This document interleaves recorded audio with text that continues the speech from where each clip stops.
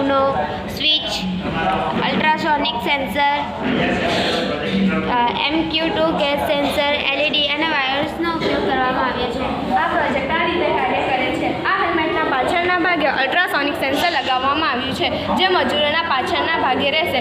જ્યારે કોઈ વસ્તુ કે વાહનો આવશે તો આ અલ્ટ્રાસોનિક સેન્સર સેન્સ થશે અને LED અને બઝરને માહિતી આપશે. આથી LED ઓન થશે અને બઝર વાગશે. આથી મજૂરોને ખબર પડી જશે કે તેમના પાછળના ભાગે કોઈ વસ્તુ કે વાહનો આવ્યા છે. આથી તેઓ એલર્ટ થઈ જશે અને તેઓ તે જગ્યાને છોડી દેશે.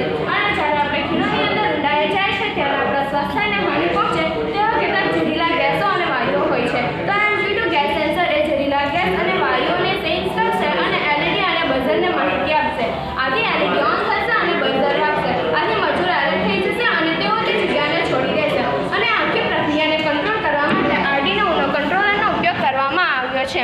આ પ્રોજેક્ટથી થતા ફાયદાઓ: આ હેલ્મેટથી મજૂરોના સ્વાસ્થ્ય વ્યવસ્થાપન અને ઇજાઓ